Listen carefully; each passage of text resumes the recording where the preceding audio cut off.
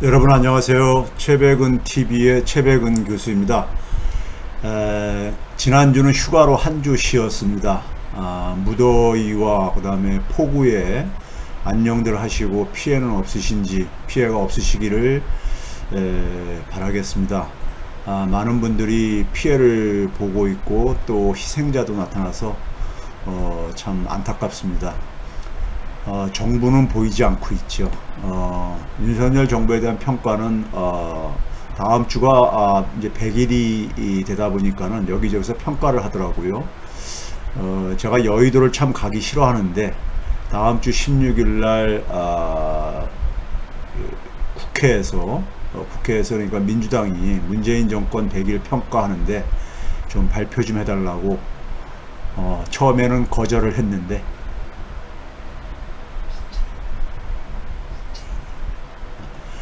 이제 윤석열 정권이요.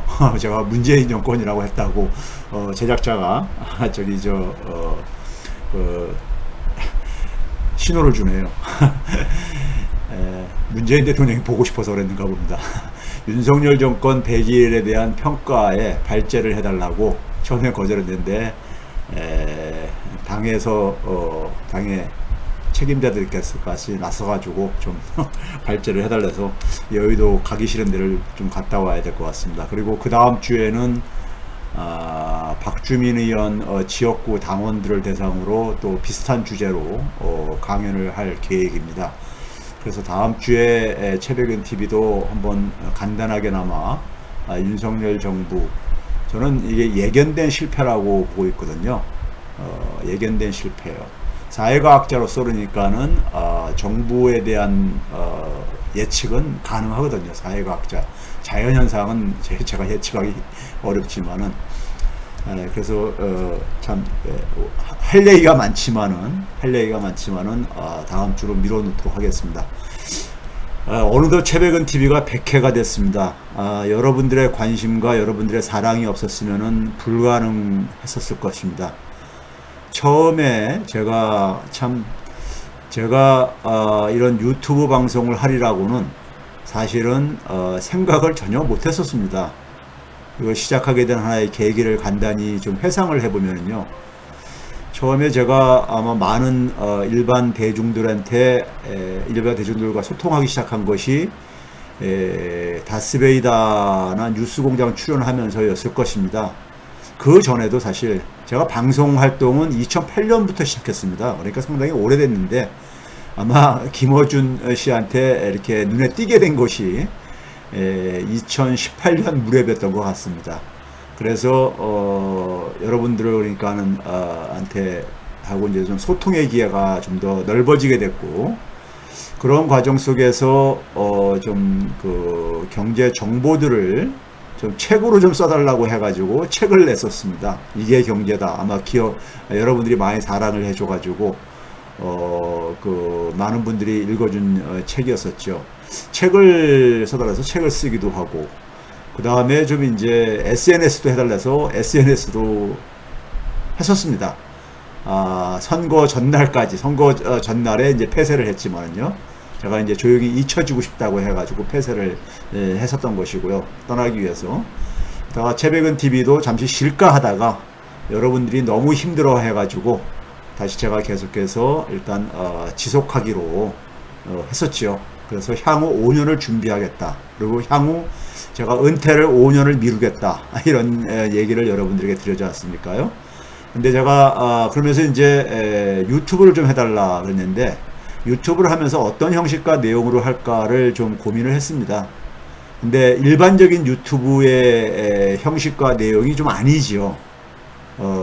그 이유는 뭐냐면, 제가 뭐 이렇게 단편적인 뉴스들은 팩트 체크 형식으로 다스베이다나 혹은 뉴스공장에서 취급을 하고 있기 때문에 그런 형식으로 반복하고 싶지는 않고, 좀 경제를 일반 국민 대상으로, 저는 평생을 선생짓을 한 사람이다 보니까요.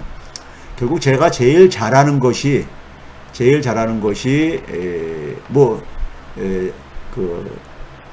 제 개인적으로 볼 때 제가 제일 잘하는 것이 선생님 중에 가장 핵심적인 것이 강의하는 것 아닙니까요?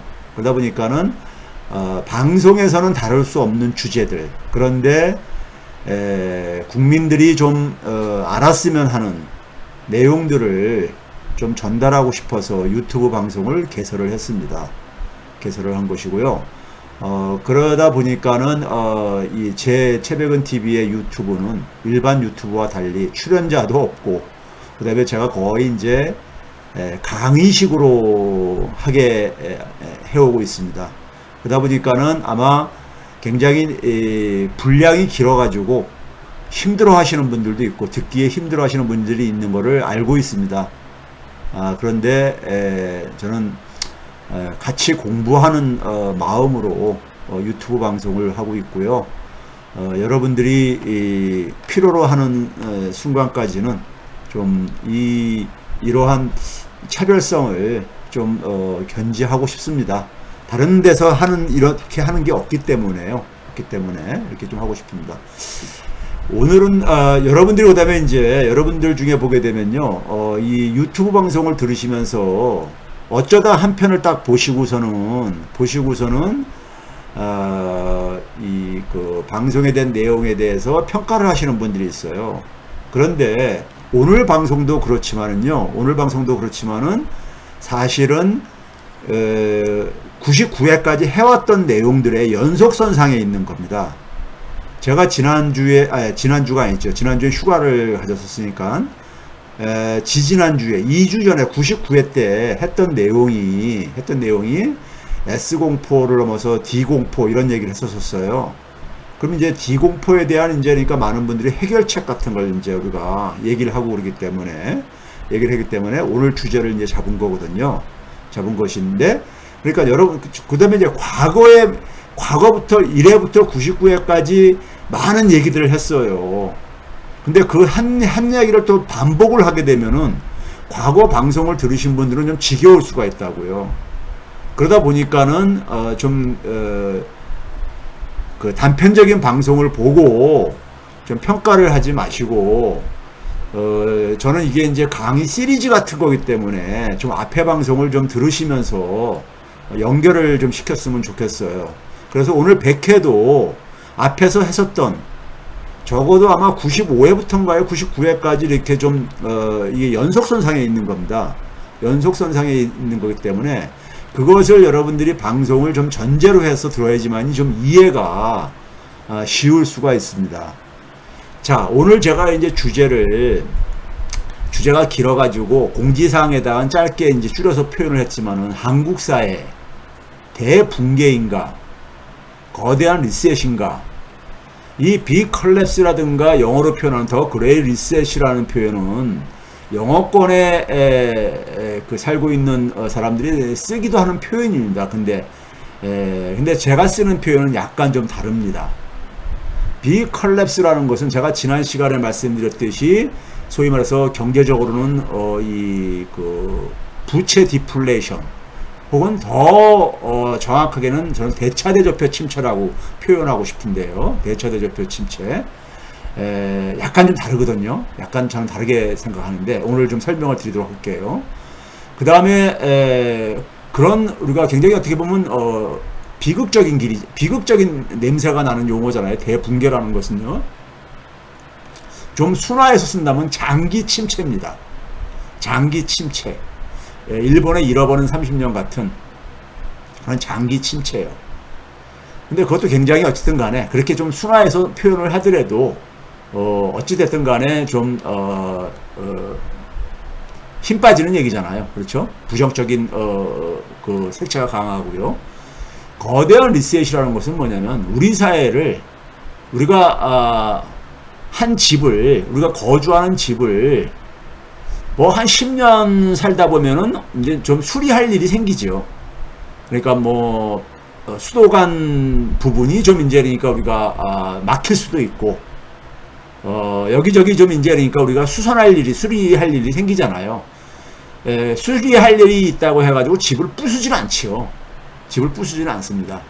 그런데 우리가 그 집을 20년, 30년, 40년, 심지어 한 50년 이렇게 쓰다 보면은 그 수선할 일이 여기저기 많이 생기지요. 한두 군데가 아니라 여러 군데가 생기지요. 그러면은 그 수선 비용이 그만큼 계속해서 증가해 갈 수밖에 없지 않습니까요? 그러면은 그 수선 비용을 생각을 하면은 오히려 그 헌 집을 살아왔던 집을 부수고 새 집을 짓는 것이, 우리가 흔히 뭐 아파트 같은 경우는 재개발을 한다든가 뭐 이런 얘기를 하잖아요. 그렇게 하는 것이 훨씬 더 경제적으로 유리한 경우들이 있잖아요. 마찬가지로 우리가 국가도 마찬가지입니다. 국가도 집에 비유할 수 있는 거예요. 국가도요. 우리가 예를 들어서 적어도 그러니까 해방 이후부터 지금까지 시기가 거의 몇 년이 지났습니까? 70년이 넘었잖아요. 그렇죠? 70년이 넘었어요. 예, 한 77년 됐습니까? 그렇죠? 그런데 뭐 우리가 산업화만 하더라도 한 60년대부터 시작하더라도 거의 그러니까 지금 62년이 이렇게 넘어갔잖아요. 어느 사회과학자는 한 5, 60년 국가가 지나다 보면은 굉장히 이 고인물처럼 그러니까는 그 사회가 정체한다는 이런 이제 표현을 쓰는 사람들이 있어요. 네? 그런 점에서 이제 우리 사회도 굉장히 저는 고인물 상태라고 봅니다. 고인물 상태예요. 고인물 상태가 되고 있고요. 그래서 제가 이제 과거 문재인 정부 때부터 그다음에 우리가 지난 대선을 겪으면서 새로운 정부에 해야 될 일이 우리가 나라다운 나라를 만드는데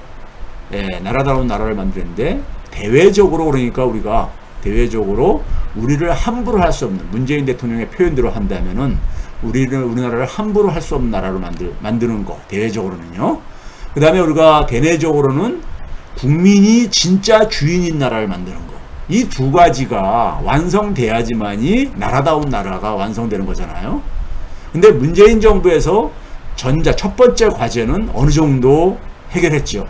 지금 그게 무참하게 지금 붕괴되고 있지만은, 근데 문재인 정부에서 두 번째 과제, 국민이 진짜 주인인 나라는 이거는 저는 달성하지 못했습니다. 달성하지 못했을 뿐만 아니라 제대로 시도도 못했습니다. 그게 저는 사실 이재명 정부한테 기대를 했던 것이고요. 이재명 정부의 시대적인 과제라고 생각했던 것입니다. 그런데 그게 저는 겸손하게 얘기한다면은 하늘의 때가 아직 도래하지 않았구나 하는 것으로 이렇게 해석을 하고요. 오늘 그 얘기를 좀 하려고 하고 있습니다. 오늘 그 얘기를. 이게 그러니까 우리가 헌집을 부수고 새 집을 짓는다는 것은요, 말 그대로 더 그레이 리셋이잖아요. 네? 그렇죠? 하나의 이걸 구축을 하는 것이고, 네? 그렇죠? 이건 어떻게 보면 혁명에 비유할 수 있는 것입니다. 네, 혁명에 비유할 수 있는 거예요. 새로운 나라를 만드는 거니까요. 말 그대로요. 근데 이게 되기 위해서는, 거대한 리셋을 하기 위해서는 우리 국민들이, 이게 조건이 있습니다. 어느 때나 되는 게 아니에요. 이 조건이 무르익어야 됩니다. 조건이요. 저는 이걸 뒤에서 말씀드리겠지만 천지인이라고 하는데, 하늘, 땅, 사람, 이 세 가지 조건이 맞아야 된다고 저는 이렇게 생각을 하는 사람인데, 이게 이제 사실은 올해 대선 때는 그런 상황이 아직 조건이 성숙이 안 된 걸로 그렇게 하늘 앞에 겸손할 수밖에 없다고 저는 생각을 합니다. 그래서 이게 거대한 리셋이 이제 우리가 진행이 되려면은요, 진행될 가능성이 있다고 보는데, 이 디공포, 그러니까 대붕괴, 장기 침체를 그냥 방치할 수는 없잖아요. 네? 방치할 수는 없는 거잖아요. 이걸 해결하기 위해서 해결책은 있습니다. 해결책은 있어요. 왜 그러냐면은 한국 사회가 소위 말해서 부채 디플레이션에 빠진다는 것은 한국 사회에 한국 사람들이 만든 거예요. 사람이 만든 거는요, 그 사회에 해결책이 다 있습니다. 해결책이 다 있어요. 근데 문제는 이 해결책을 과연 우리 사회의 구성원들이 과연 합의를 해줄 수 있겠는가, 그걸 지지를 해줄 수 있겠는가, 이 문제도 별개 문제입니다. 이걸 제가 뒤에서 말씀드리도록 할게요. 그래서 오늘 이 얘기를 좀 할까 하고 있습니다.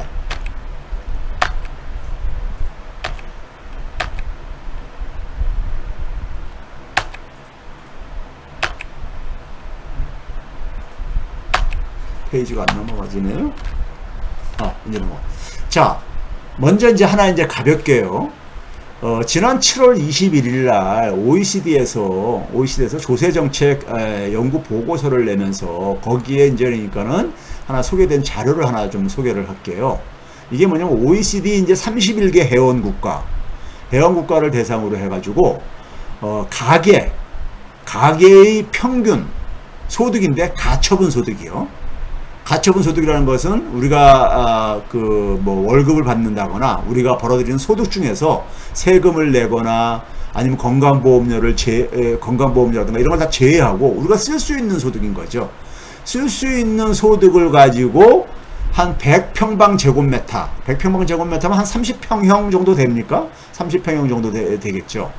이것의 우리가 평균 가격, 그 해당 국가의 평균 가격, 주택 가격이 있지 않겠습니까? 이 주택을 구입하는데 몇 년이 걸릴 것인가 하는 이제 이러한 이제 그 계산을 해가지고 2020년 기준으로 우리나라가 31개 국가 중에서 두 번째로 오래 걸리는 나라로 이렇게 얘기가 됐습니다. 16.6년이 걸린대요. 이게 물론 우리가 전국의 평균이기 때문에 서울은 이것보다 더 길 것입니다. 아마도 그러니까요. 근데 하여간 우리나라가 그러니까는 이 주택이라는 것은 우리한테는 자산이잖아요. 자산이죠. 근데 소득을 가지고 한 16.6년 동안 한 푼도 안 쓰고 모아야지만이 한 30평형 주택을 그러니까는 마련할 수 있다는 것입니다. 그만큼 우리나라의 그러니까 주택 가격이 굉장히 비싸거나 아니면 우리나라의 소득이 그만큼 낮다는 것을 상대적으로 얘기를 하는 거겠죠. 둘 중에 하나겠죠. 둘 다일 수도 있고요. 이건 상대적인 거기 때문에요. 그런 자료가 이제 보여졌어요. 그래서 이 주택이라는 것은 우리나라의 가게뿐만 아니라 기업도 마찬가지입니다. 가장 대표적인 자산이에요. 자산. 자, 그래서 오늘 좀 이제 그러니까 제가 자산 얘기를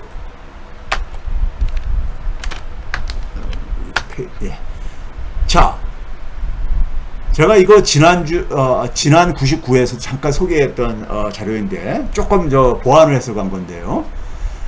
지난 2년간, 그러니까 2019년 말 대비해서 지난해 말까지 2년간이요. 소위 팬데믹 기간이었었죠. 코로나 팬데믹 기간 동안에 소득이 얼마나 증가했느냐. 가계가 쓸 수 있는 소득을 처분 가능 소득이라고 하죠. 이게 얼마나 증가했냐 보니까는 96조 원 정도가 증가했어요. 2년간. 우리나라 가계 전체니까요. 전체 소득이 96조 원 정도 증가했습니다. 그런데 순자산, 그러니까 부채를 뺀 거죠. 이 자산에는 우리가 커다랗게 부동산 자산과 실물 자산과 금융 자산으로 합해져 있는 겁니다. 근데 부채를 뺀 순자산이 2291조 원이 증가했어요. 증가분입니다. 이것은 그러니까요. 2291조 원이 증가를 했어요. 엄청나게 증가했죠. 소득의 그러니까 한 24배 정도가 순자산이 증가한 거예요. 부채를 제외하고 나더라도요. 이 소득과 자산은 가계만을 본 겁니다. 가계예요. 근데 우리가 경제 주체는 기업도 있고 정부도 있잖아요. 그래서 가계와 기업, 정부를 다 합친 우리나라 국가 전체의 국민 순소득, 이것도 그러니까 그냥 일반적인 총소득이 아니라요. 순소득이요. 그러니까 소위 감가상각을 빼는 거죠. 이게 2년 동안 얼마 증가했느냐? 103조 원 정도가 증가했어요. 103조 원 정도가요. 가계만 보게 되면 96조 원인데 가계가 가장 대부분을 차지하고 있다는 것이죠. 그런데 국내 순자산, 해외 자산은 빼고요. 해외에 우리가 갖고 있는 자산은 빼고 국내 순자산이 얼마나 증가했느냐? 3,239조 원. 소득 증가분의 한 31배. 이 얘기는 뭐겠습니까요? 소득은 그러니까 한 10조 원도 차이가 없는데 국민 순소득하고 가계의 처분 가능 소득 간에 한 7조 원 정도뿐이 차이가 안 나잖아요. 근데 국내 순자산은 거의 1,000조 원 이상이 1,000조 원 가깝게 차이가 나잖아요. 이건 뭡니까? 기업들의 자산이 그러니까 우리가 상당히 많이 있다는 얘기죠. 정부의 자산 증가도 물론 있고요. 그래서 국가 전체적으로 볼 때는 소득 대비 자산이 31배나 더 증가했습니다. 이게 현실이에요. 그러면 우리가 소득이라는 건 뭐예요? 우리가 땀을 흘려서 벌어들이는 거죠. 직장인들은 매일 출근을 해가지고 기업이 가치를 만들어내는데 기여를 해가지고 받는 월급 소득이 임금 소득이라든가 아니면 자영업자들이 그러니까는 영업을 해가지고 벌어들이는 사업 소득이라든가 이런 것들이잖아요. 자산이라는 건 뭐예요? 자산이라는 것은 부동산을 자기가 투자를 했는데 그 가치가 증가했어. 주식을 투자했는데 주식의 가치가 증가했어. 코인을 투자했는데 코인의 가치가 증가했어. 뭐 이런 게 자산이잖아요. 물론 이 자산에는 예금 자산도 물론 포함된 거고 금 같은 것도 포함되어 있는 것들입니다. 예? 그런데 어쨌든 간에 이런 자산이 그러니까 이렇게 소득보다 24배, 가계의 경우만 하더라도 24배나 더 이렇게 증가한다면은 누가 땀 흘려서 노동을 하고 싶겠냐 이거예요. 네? 누가 땀 흘려서 노동을 하고 싶겠냐고요. 그렇죠? 자, 우리 지금 시중에 이런 말이 있죠. 아니, 시중에 우리가 지난 2년 동안에 젊은 사람들이 2030 세대들이 영끌을 해가지고 빚내서 투자했다는 얘기죠. 했던 이유가 땀 흘려 노동을 해가지고는 많은 그러니까는 특히 비정규직 혹은 아르바이트성 단기 일자리를 가지고 있는 청년들한테는 사실 생계 유지도 굉장히 힘들잖아요. 그러니까 미래가 안 보이잖아요. 솔직히 말해서요. 저축이 할 여력도 없잖아요. 그러니까 어떻게 하겠습니까? 빚을 내서라도 자산을 증식할 수 있는 예? 부동산이든 주식이든 코인이든 간에 하고 싶었던 거예요. 그게 지금 엄청난 지금 그러니까 재앙으로 오는 겁니다. 저는 그들을 비난할 수 없다고 봐요. 예? 그들을 그러니까는 잘했다고 얘기하는 게 아니라 그들의 그러한 선택을 비난할 수가 없어요. 왜? 현실을 보게 되면은 땀 흘려 일하는 것보다 자산 증가가 훨씬 더 크거든요. 여러분들 대기업에 근무하는 셀러리맨들 중에 이런 얘기가 있습니다. 대기업에서 그러니까는 적어도 부장까지 월급쟁이에서 가장 이제 그러니까 우리가 이사부터는 임원이니까요. 경영진에 들어가는 거니까는 아주 기업에 열심히 충성을 하고 해가지고 자기 가정도 그러니까 가족을 위해서도 시간도 그러니까는 포기하고 기업 직장을 위해서 그러니까 충성을 해가지고 평생 그러니까 그렇게 해가지고 결국은 40대 부장을 달아도 40대 말에 50 전후에 그러니까는 명퇴를 하고 나가는 게 현실이다 이거예요. 근데 그 나갈 때쯤 돼가지고 기껏해야 국민주택 규모의 그러니까 아파트 한 채 정도 분이 남은 게 없더라 이거예요. 예? 이게 그러니까 우리나라 그러니까는 소위 말 정규직 그것도 셀러리맨들의 모습이더라 이거예요. 그걸 보면서 젊은 사원들이 무슨 생각을 하냐면요. 자기의 미래 같은 거예요. 그분들이 부장님이 예? 그러니까 어떻게 하느냐? 내가 왜 저렇게 살아야 되느냐? 노후 대비도 안 되고 그냥 아주 잘 해봤자 국민주택 규모의 그러니까 아파트 한 채에 가는 평균적인 얘기입니다. 물론요. 예? 그런데 무슨 그렇다고 해서 금융자산을 모아놓은 것도 없고 노후가 대비되어 있는 것도 아니고 예? 자 그랬을 때 이들이 생각하는 젊은 사람들이 생각하는 건 뭐냐면요. 기업에 이렇게 열심히 충성할 필요 없다 이거예요. 젊었을 때 재테크하는 법을 열심히 그러니까는 오히려 재테크하는 방법을 오히려 축적을 해야 되겠다 이거예요. 예? 뭐 승진이 좀 늦어지든 승진이 안 되든 심지어는 하다가 30대가 가기 전에 퇴직하고, 예? 그 이전에 그러니까는 자기가 훈련한 재테크 이 훈련한 걸 가지고 본격적으로 그러니까는 자산에 투자하는 이러한 삶으로, 자산을 축적하는 삶으로 방향을 전환하겠다는 생각들을 젊은 사람들이, 젊은 직장인들이, 셀러리맨들이 꽤 갖고 있다는 거 아닙니까? 확산되고 있다는 거 아니에요. 왜? 그게 훨씬 더 보니까는, 예? 30대 때 그러니까 좀 이 주식 투자라든가, 예? 뭐 저기 부동산 투자해가지고 조금 목돈이 좀 만들어졌으면은 그거 가지고 본격적으로 그러니까는 부동산이나 주식이나 이런 투자로 전업을 하는 게, 직장 그만두고 전업하는 게 훨씬 더 미래가 보인다 이거예요. 그게 왜 그러냐? 이것 때문인 거예요. 소득보다 자산이 그러니까는 같은 기간 동안에 24배가 더 빠르게 증가해요. 그럼 어느 걸 선택하겠습니까? 자산을 축적하는 길로 뛰어드는 것이 훨씬 더 합리적인 것이죠. 왜 땀 흘려서 일을 해야 되냐고요. 누가 노동을 하고 싶겠냐고요. 이게 우리의 현실입니다.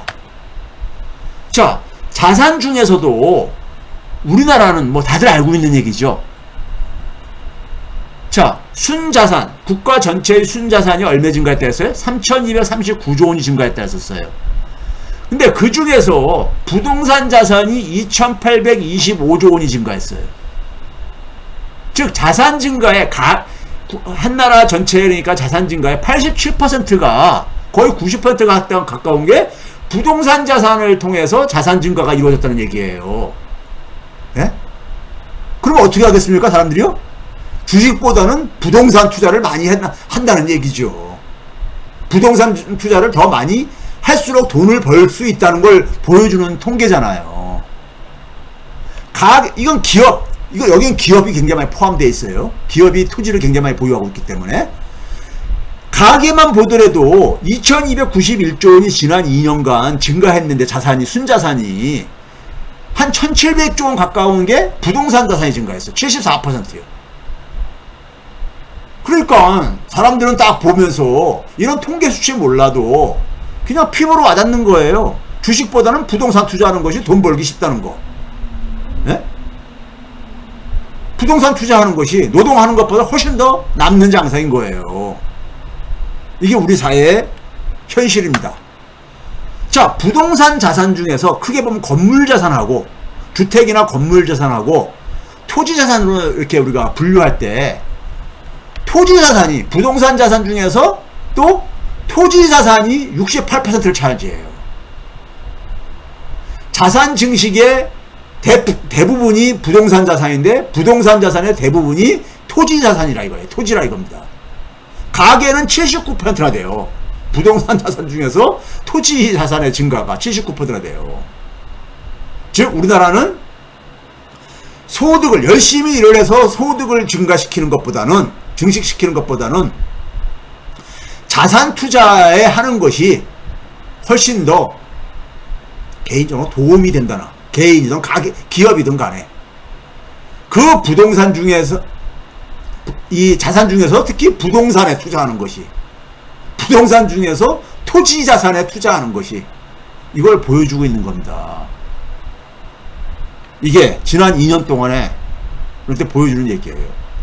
아, 선풍기 소리가 좀 큽니까?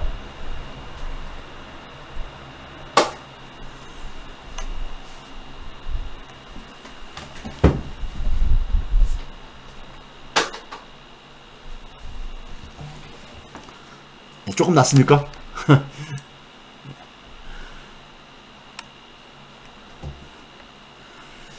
예. 자, 그러다 보니까요, 현실적으로, 자, 왼쪽 그림은 뭐냐면요, 개인들이 토지의 소유 분포도입니다. 토지 플러스 자유연구소의 자료인데요. 우리나라 개인들은 상위 1%가 22.3%를 소유하고 있어요. 2020년 기준으로요. 개인들이 소유하는 토지 중에서 상위 1%가, 상위 10%가 거의 한 58%를 소유를 하고 있고요. 기업을 보게 되면요. 기업을 보게 되면 더 끔찍합니다. 상위 1%의 기업, 소위 말하는 재벌 대기업들이 75% 이상을 소유하고 있습니다. 왜 이렇게 그러니까는 상위층들이 토지를 많이 소유를 하고 있을까요? 거기 돈이 자산 증식에 앞에서 봤잖아요. 자산 증식의 핵심이 부동산 자산이고 부동산 자산 중에서 특히 토지 자산이더라. 이 토지 소유의 불평등은 조선 말보다 지금 훨씬 더 심각합니다. 더 심각해요. 조선 말을 제가 축장을 해봤기 때문에 할 수 있는 거예요. 더 심각해요. 예? 자, 이거 제가 여러 번 가끔 얘기했던 거예요. 토지 소유 불평등한 이유가 바로 거기에 있어요. 자, 우리가 그래서 이 자산은 굉장히 우리가 자산의 속성을 뒤에서 좀 말씀드리겠지만요. 자산은 속성상 소득보다 훨씬 더 불평등할 수밖에 없습니다. 자산은요. 그 이유를 뒤에서 말씀드릴게요. 자산의 속성입니다. 그래서 피커티라는 학자가 있죠. 프랑스의 피커티라고 21세기 자본이라는 책을 써가지고 굉장히 베스트셀러 작가로 저거 했던 피커티라는 사람 있잖아요. 피커티가 각 나라들에서 그러니까는 소득 대비해가지고 자산이 소득의 몇 배나 되는가를 가지고 소위 말해서 불평등을 우리가 이것을 계산해보자. 불평등을 계산해보자. 이런 걸 제안을 했죠. 제안을 한 겁니다. 이건요. 그러니까. 근데 우리나라가요. 지난해 약 10입니다. 11.9배입니다. 11.9배요. 미국이 금융위기 직전에 5.8배였었어요. 금융위기 직전에 5.8배였습니다. 우리나라가 제가 계산해 본 걸로는 전 세계 주요 국가 중에서 가장 높아요. 가장 높아요. 자산의 불평등이 굉장히 심각하다는 겁니다. 우리나라 같은 경우에. 자, 국제적인 비교를 하려면요. 소위 말해서 우리가 물가 수준도 고려해야 되잖아요. 화폐 가치를 그러니까 우리가 소위 말해서 물가도 좀 고려해가지고 되잖아요. 그래서 우리가 PPP라고 해서 Purchasing Power Parity 약자죠. 구매력 평가. 물가 수준을 고려한 겁니다. 물가 수준을 고려해가지고 이 가치를 우리가 계산한 것을 우리가 구매력 평가 기준으로 한다 그러죠. 이걸 가지고 국제 비교를 해봤어요. 성인, 대개 우리가 미성년자는 자산이 없잖아요. 소득도 없고. 그러니까 성인만 기준으로 성인 1인당 자산이 소득의 몇 배나 되느냐. 2020년 기준으로 보니까 주요 국가들 쫙 이렇게 제가 해놨습니다. 한국이 8.4배입니다. 8.4배요. 미국이 5.3배. 여기서 높은 나라가, 우리나라 다음으로 높은 나라가 프랑스인데 7.6배. 독일이 5.1배. 옆에 나라는 일본이 6.2배. 싱가포르가 5.8배. 우리나라가 월등히 높죠. 월등히 높죠. 이게 현실입니다. 이게 대한민국의 현실이에요. 네? 대한민국의 현실입니다. 자, 그 다음에 가계만을 기준으로 해가지고 소득 대비 자산의 가계 소득 대비해서 가계의 순자산이 몇 배가 되는가를 계산해봤어요. 지난해 10배가 넘어서 돌파했습니다. 10.04. 10배를 돌파했어요. 문재인 정부가 출범한 해에 8.4배였습니다. 근데 10배가 넘었어요. 지난 2년 동안에 급증을 한 걸 볼 수 있죠. 네? 자, 이만큼 우리 사회의 자산 불평등이 심각합니다. 심각해요.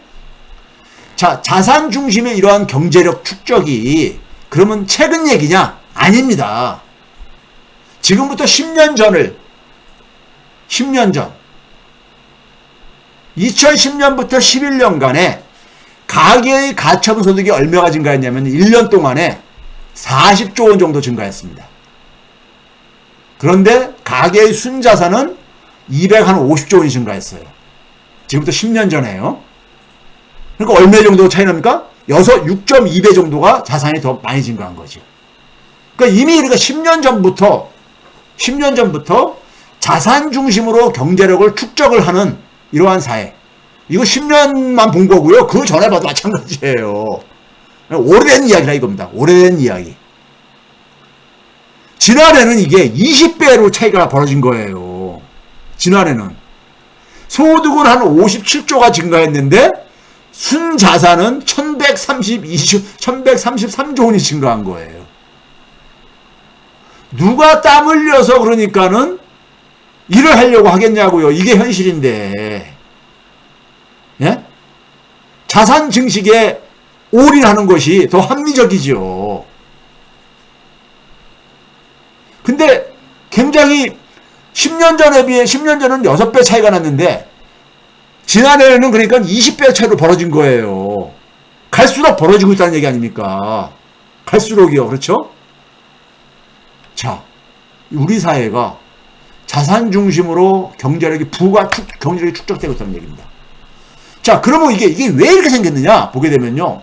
지난 10년, 2011년부터 21년 동안에 돈이 얼마나 그러니까는 풀렸느냐, 돈이 얼마나 증가했느냐, 시중에 풀린 돈이 얼마나 하겠느냐, 한 1862조 원 정도가 돈이 그러니까 풀렸습니다. 그 중에서 실물 경제, 즉 땀 흘려서 소득을 만드는 이 실물 경제로는 돈이 37%뿐이 안 갔어요. 지난 10년 동안에. 나머지 63%는 자산시장으로 갔다는 거죠. 예?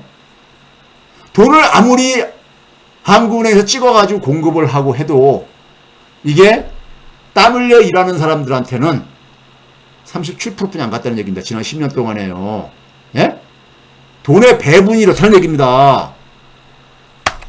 그런데 10년 전 해볼까요? 10년 전. 이거는 앞에 통계는 지난 10년 동안의 평균이고 10년 전에는 어땠었냐면요. 2010년부터 11년에는 통화량 중에서 돈을 시중에 그러니까 더 풀린 돈의 증가분 중에서 73%가 실물 경제로 갔어요. 그리고 27%만 자산시장으로 갔었어요. 그런데 지난 2년 동안에는